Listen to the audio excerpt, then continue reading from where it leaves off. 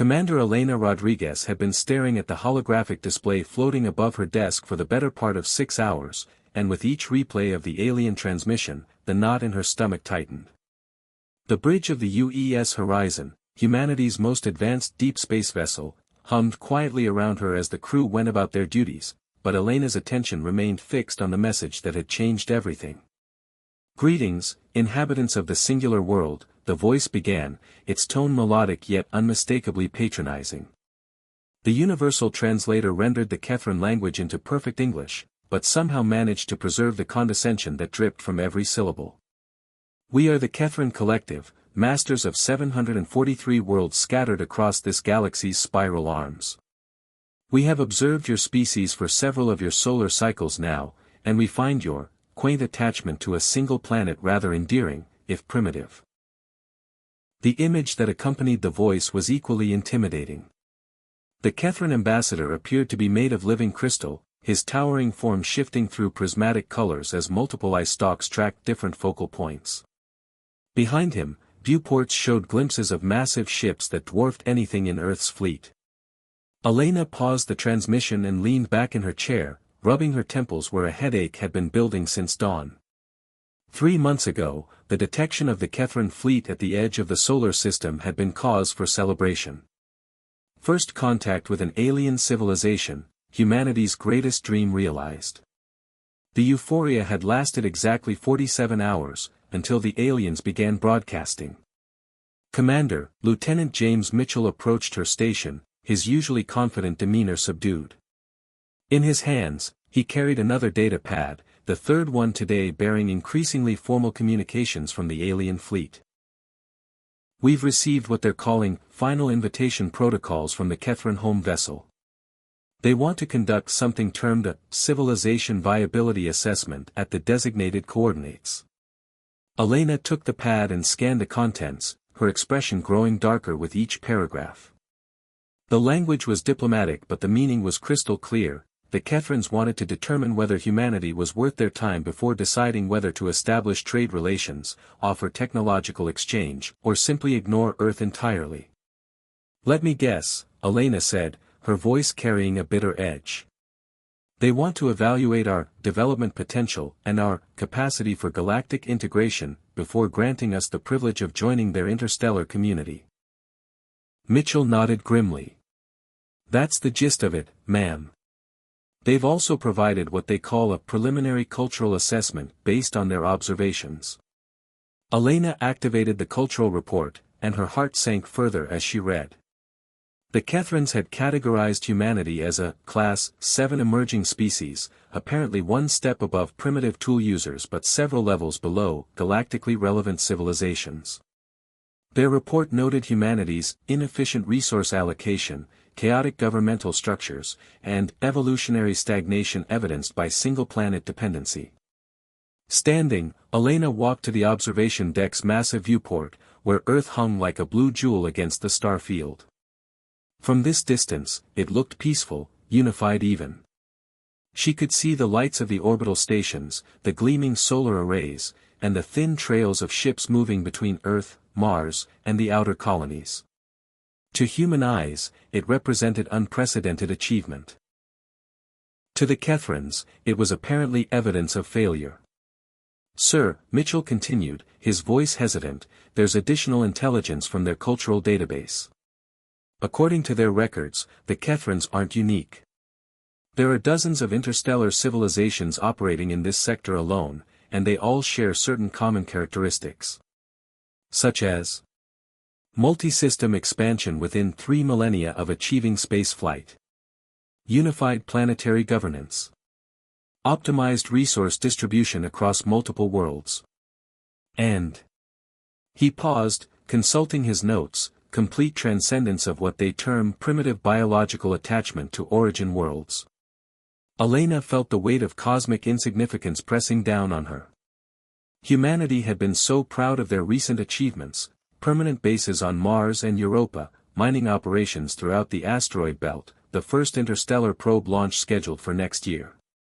Now it all seemed laughably inadequate. They weren't explorers pushing the boundaries of human achievement, they were cosmic children playing in their backyard while the adults conducted real business among the stars. According to their assessment metrics, Mitchell continued, failure to expand beyond the origin system within 5,000 years of developing spaceflight is considered a clear indicator of evolutionary dead-end status. Evolutionary dead end, Elena repeated, tasting the bitter words. But as she stood there, watching Earth turn slowly in the void, something began to shift inside her. Beneath the intimidation and the wounded pride, a familiar stubbornness began to assert itself. It was the same feeling that had driven humanity to climb mountains because they were there, to explore oceans because they were deep, to reach for the stars because they beckoned. "Lieutenant," she said finally, her voice carrying new resolve, "prepare the diplomatic shuttle. Full formal configuration." "Ma'am." Elena turned from the viewport, and Mitchell was surprised to see her smiling for the first time in days. "Set course for the rendezvous coordinates," she ordered. "And send a priority message to Earth Command. Tell them we're about to show these advanced aliens exactly what our primitive single world has accomplished." "What should I tell them we're planning, Commander?" Elena's smile widened. "Tell them we're going to give the Kethrans the education of their very long lives." The Kethran flagship Eternal Wanderer defied every concept of scale that Elena Rodriguez thought she understood. As her diplomatic shuttle approached the massive vessel, she watched through the viewport as what she had initially mistaken for surface features revealed themselves to be docking bays large enough to accommodate Earth's entire space fleet. The ship wasn't just large, it was a mobile world, complete with what appeared to be atmospheric layers and its own internal weather systems. "Dear God," whispered Dr. Elena Martinez, the mission's lead xenobiologist, as their shuttle was drawn into a docking bay that stretched beyond the horizon of their viewports. "This single ship is larger than Manhattan." Lieutenant Mitchell, ever practical, was taking detailed scans. "Actually, ma'am, initial measurements suggest it's closer to the size of Rhode Island. And that's just what we can see from this approach vector." Elena felt her confidence, carefully maintained during the 3-day journey from Earth, beginning to waver.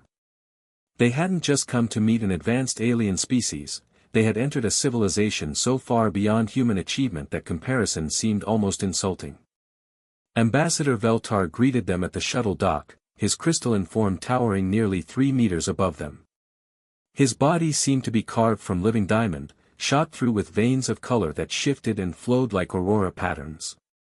4 eye stalks, each as thick as Elena's arm, tracked their movements independently while his translator rendered his words into perfectly accented English with just a hint of amused condescension. "Welcome aboard the Eternal Wanderer, humans of the singular Earth," Veltar intoned, gesturing with one of his 4 arms toward a corridor that seemed to stretch into infinity. "We thought it appropriate to provide you with some context for our discussion. Perhaps seeing what a truly advanced civilization can accomplish will help frame our cultural exchange." The corridor walls weren't walls at all, Elena realized, but massive transparent displays showing real-time feeds from across the Kethran Empire. As they walked, she found herself staring at impossible vistas, cities that floated like jellyfish in the roiling atmospheres of gas giants, their translucent domes pulsing with bioluminescent light, crystal forests that grew in perfect geometric patterns around artificial stars, each tree a living solar collector, underwater metropolises on ocean worlds where the architecture seemed to flow like frozen music.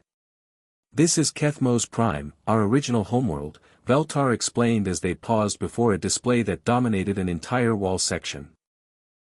The planet appeared as a perfect sphere of engineered beauty, its surface completely covered by gleaming spires that rose seamlessly from planet to orbit, connected by transport tubes that sparkled with constant traffic.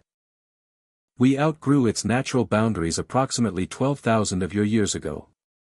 It now serves as our cultural center and seat of government, housing roughly 47 billion citizens in perfect harmony." Dr. Martinez stepped closer to the display, her scientific curiosity overriding diplomatic protocol. "It's architecturally stunning, but I have to ask, what happened to the original biosphere? Where are the natural ecosystems?" Veltar's eye stalk swiveled toward her with what Elena was learning to recognize as barely concealed amusement.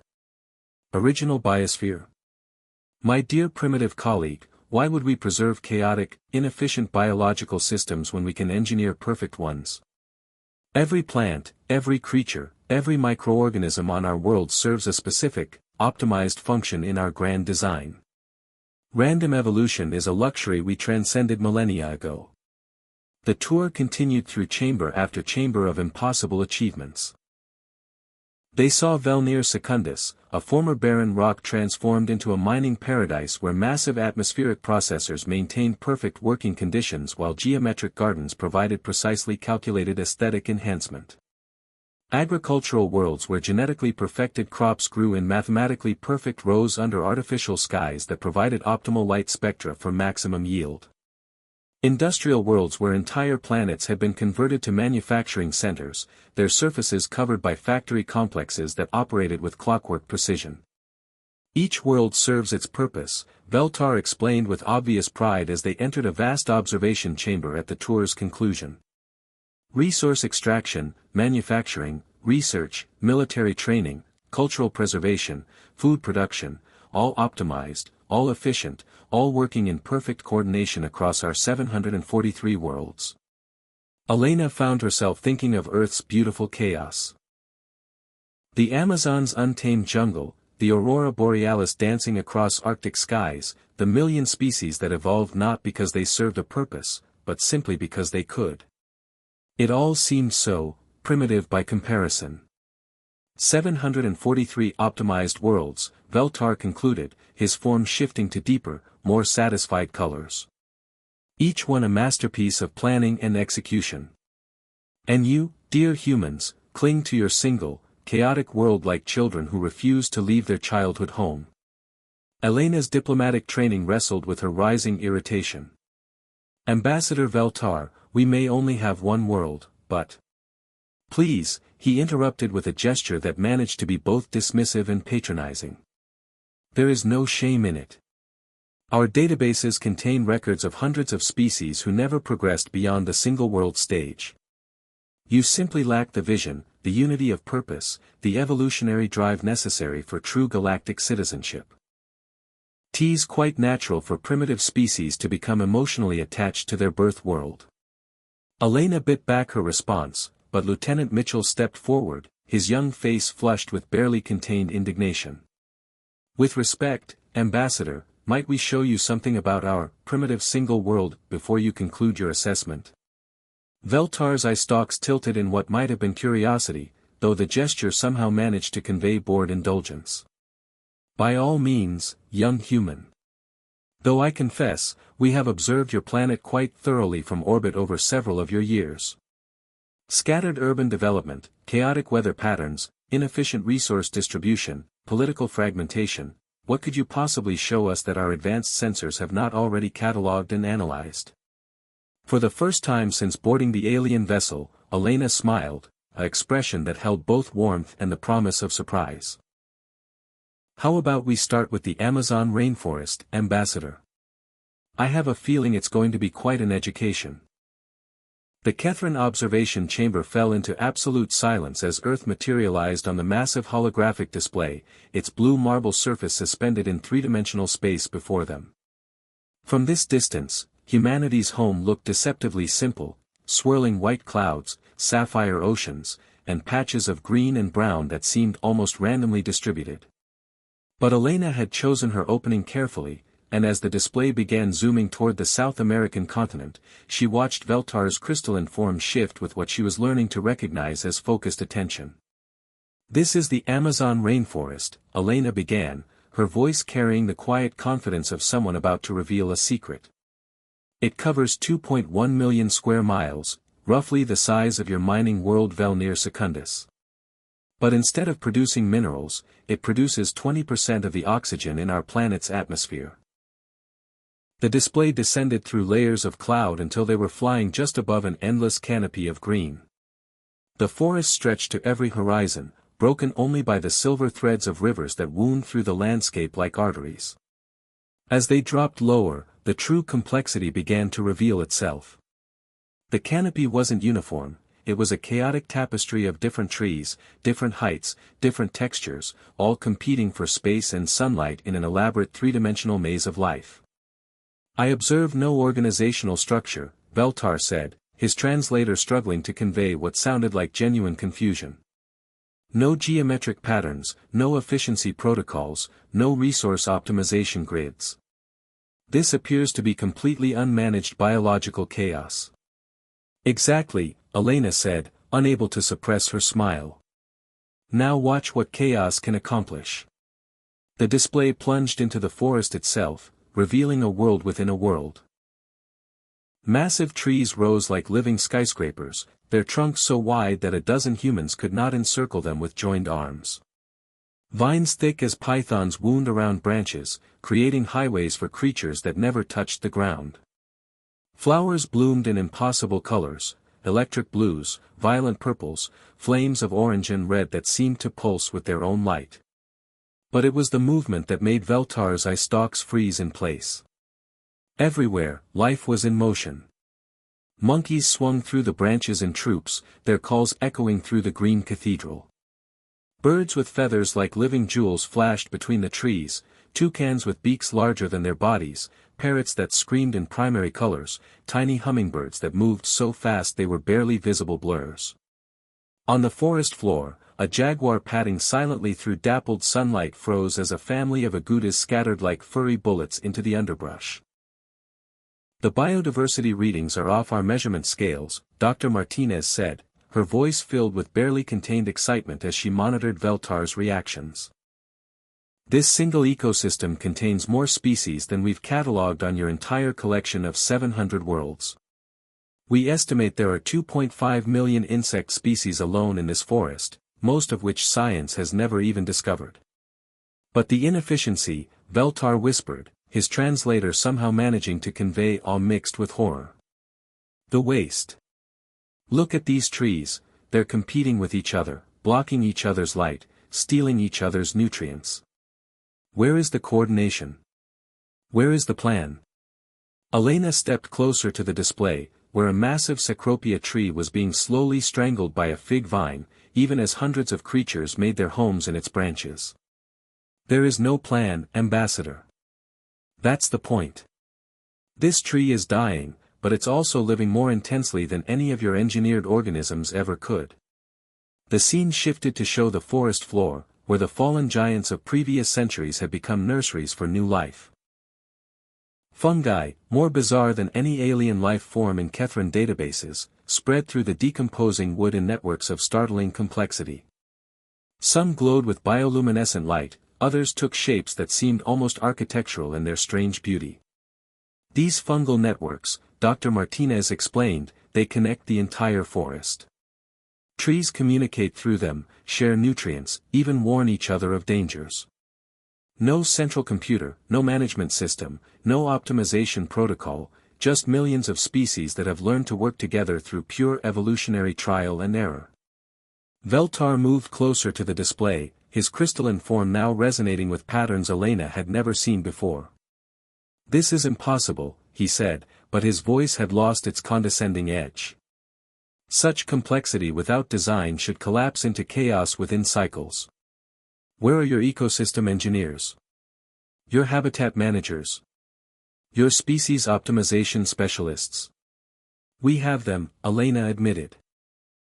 But they're outnumbered about 1 billion to 1 by the species that manage themselves. The display pulled back to show the forest from above again, its canopy rippling like a green ocean in the wind. Clouds were forming above it, clouds that the forest itself was creating through the moisture of millions of trees breathing into the sky. Ambassador, Elena said quietly, you're looking at a system that has been optimizing itself for 65 million years. Not for efficiency, not for maximum resource extraction, but for one thing only, the continuation of life itself. And it has produced complexity beyond anything your engineered worlds could imagine.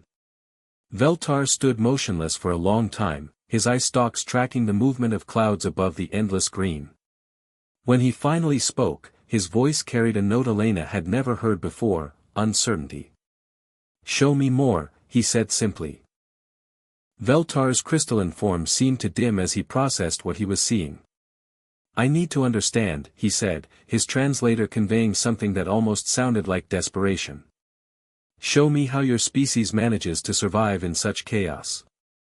Elena nodded to Mitchell, who switched the display to a bustling street scene in Mumbai. The camera showed millions of people going about their daily lives, street vendors selling food, children playing in narrow alleys, traffic that seemed to flow without any apparent organization, yet somehow worked.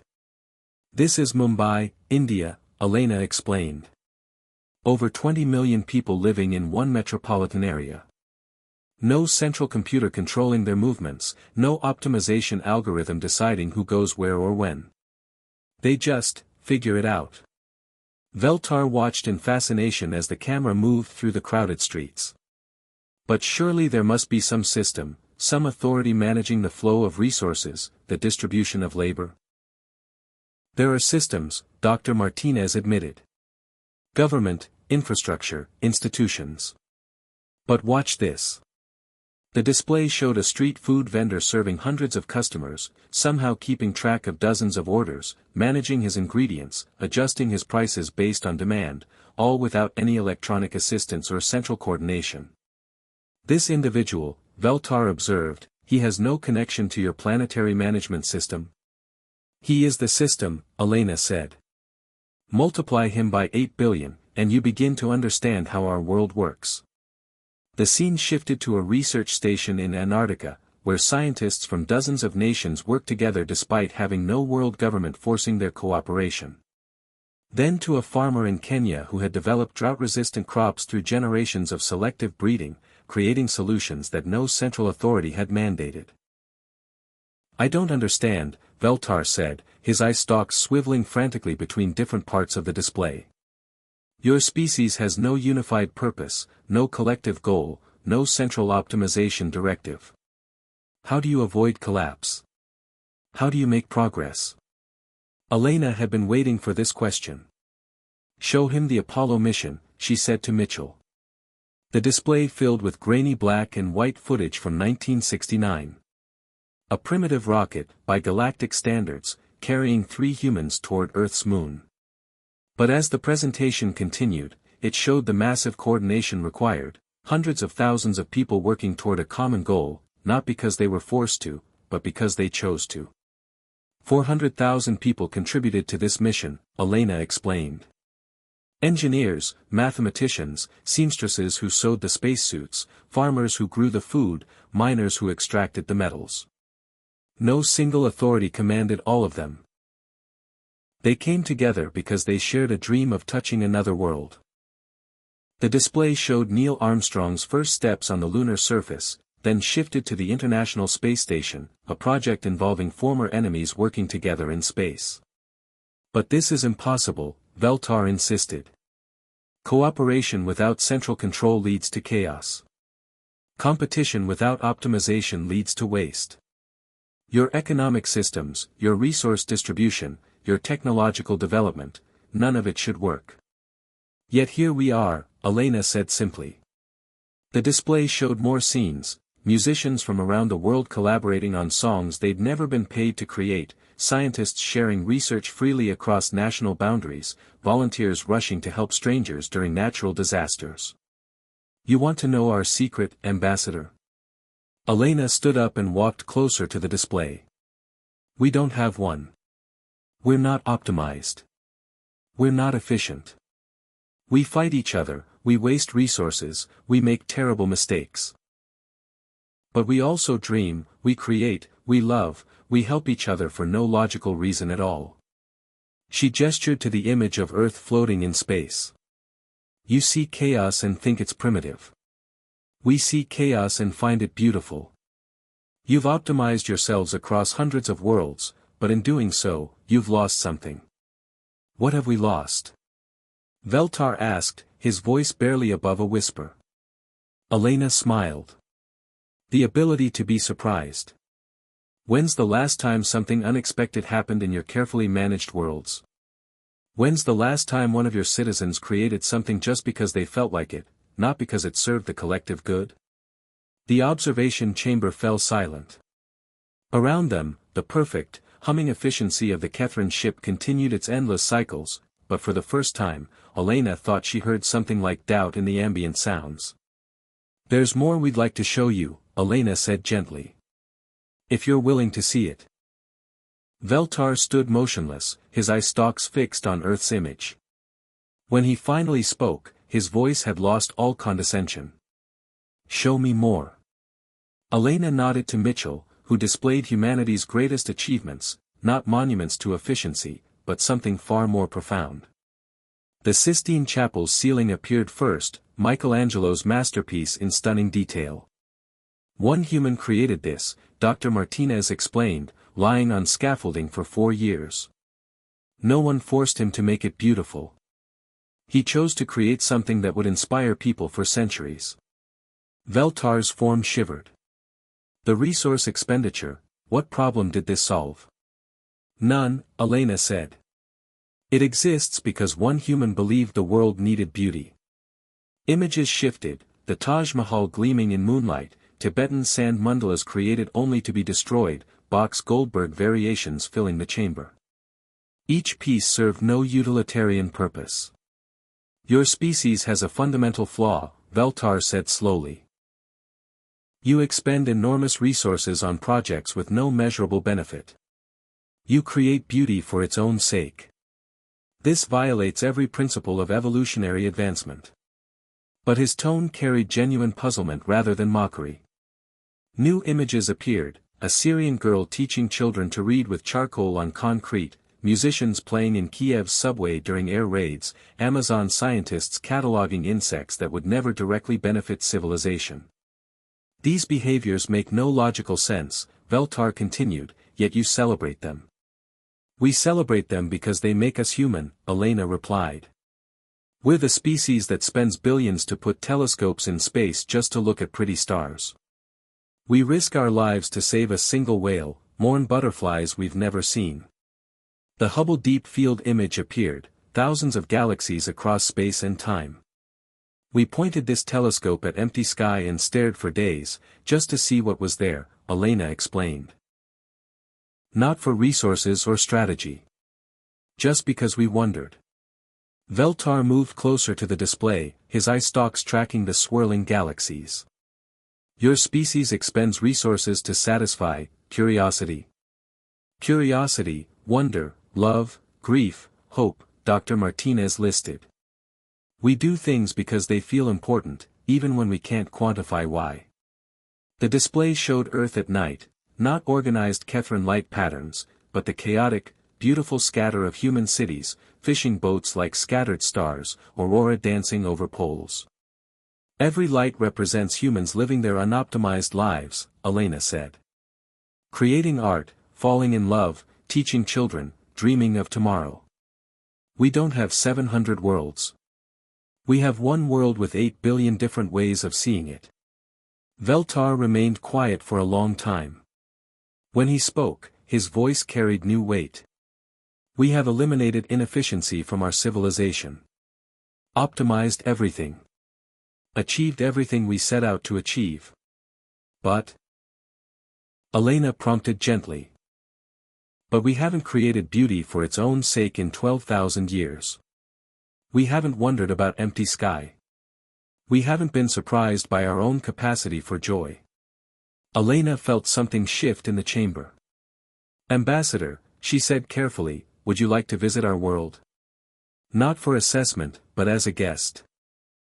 3 days later, Veltar stood in Elena's shuttle, his crystalline form reflecting Earth's blue marble as it grew larger. This was unprecedented, a Catherine ambassador visiting a single world species not for conquest, but for cultural exchange. I told my superiors I'm conducting an extended sociological study, Veltar explained, his translator conveying what Elena recognized as Catherine humor. It was the only classification that prevented my immediate recall. Dr. Martinez had modified an environmental suit for Veltar to experience Earth directly. As they descended through the atmosphere, Elena watched his 4-eye stalks track the chaotic swirl of cloud formations. Your weather patterns follow no optimization protocol, he observed. Would you want them to? Elena asked. Veltar considered this. I am not certain. The unpredictability is aesthetically interesting. Their first stop was the Amazon rainforest. Elena wanted Veltar to experience Earth's sensory chaos. Walking along a muddy trail, his suit sensors went into overdrive. "The sound complexity is overwhelming," he reported. "My processors detect 1,247 distinct sound sources within 50 meters. "Stop processing," Elena suggested. "Just listen." They stood in the green twilight beneath the canopy. Elena watched as Veltar's frantic readings gradually slowed, his eye stalks focusing forward, becoming still for the first time since they'd met. "I understand why you don't optimize this," he said finally. "The variables are the point." A toucan landed nearby, its ridiculous beak bright against green foliage. It studied them, then flew away for no reason other than avian whim. "That creature serves no apparent function," Veltar observed. "None whatsoever," Elena agreed. "Isn't it wonderful?" Next was Vienna's Musikverein. As the Vienna Philharmonic began Mozart's Symphony No. 40, Veltar's crystalline form resonated with the music. But more than that, Elena noticed a stillness, an attention beyond mere data collection. The mathematical relationships in these sound patterns solve no problem, yet they generate responses in both our species, Veltar said during intermission. "How is this possible?" "We call it beauty," Elena said. "We have no idea why it works, only that it does." "Beauty," he repeated, his translator struggling. "An inefficiency that enhances rather than diminishes existence." Their final stop was unplanned. In a Vienna park, they encountered children playing soccer with a ball made of bundled rags, refugees and locals mixed together, communicating through play's universal language. Veltar watched, transfixed, as a small girl missed the ball, fell down, laughed at herself, and got back up. "She failed her objective yet shows enjoyment rather than frustration," he observed. "She's learning," Elena explained. "But more than that, she's playing. Experimenting with possibility for joy alone." The girl approached them curiously. "Hello, Mr. Spaceman," she giggled. "Hello, small human," Veltar replied gently. She grinned and ran back to her game. She approached a completely unknown entity with no threat assessment, Veltar marveled. This behavior should have been selected against by evolution. "Curiosity is dangerous," Elena agreed. "It's also what makes us human." 6 months later, Commander Elena Rodriguez addressed the Catherine High Council via interstellar transmission, an unprecedented diplomatic achievement arranged by Veltar. The council chamber had been reconfigured, mixing displays of Catherine efficiency with human chaos, engineered beauty beside natural wonder.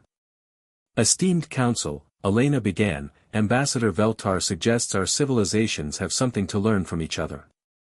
Supreme Counselor Zethmora, her ancient crystalline form veined with gold, spoke first. "Commander, Veltar's reports describe fundamental inefficiency that should have led to extinction, yet you thrive. This paradox requires explanation." "With respect, Supreme Counselor, the paradox exists only if you assume efficiency is evolution's ultimate goal," Elena replied. Discord rippled through the council, their crystalline forms literally chimed with agitation. "What other goal could evolution serve?" asked Counselor Veltane. "Survival requires optimization." "May I show you something?" Elena asked.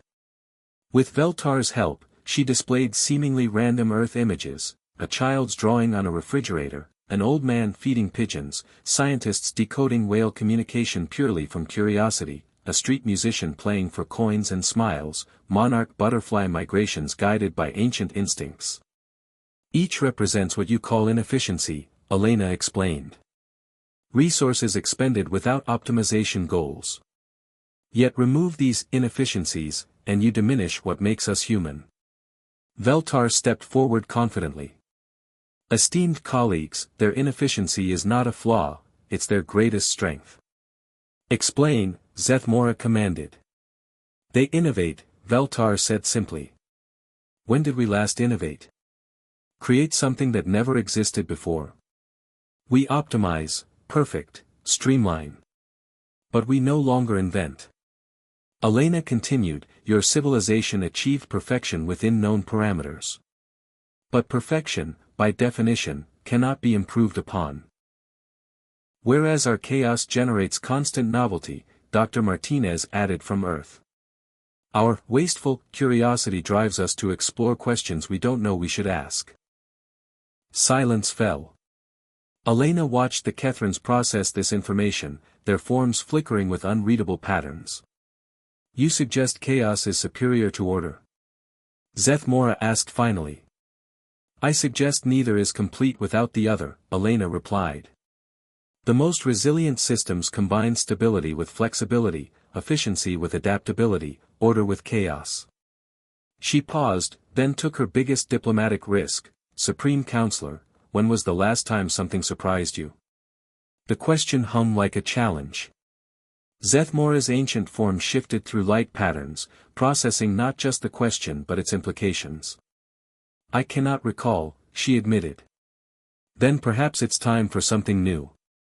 Veltar proposed a joint research initiative, not optimization studies, but learning from each other's approaches to existence itself. To what end? Veltane asked. Elena smiled. We don't know. That's the point. 3 months later, Kethran scientists arrived on Earth to experience productive inefficiency. In return, humans joined expeditions to worlds where auroras sang and crystalline forests grew in mathematical spirals. Neither species became like the other, but both remembered something forgotten: the universe was vast enough for multiple ways of being. Veltar's final report concluded, we mocked them for having only one world.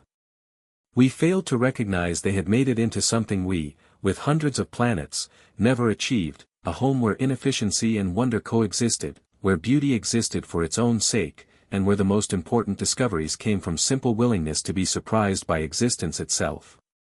The age of cosmic collaboration, messy, inefficient, and beautiful, was about to begin.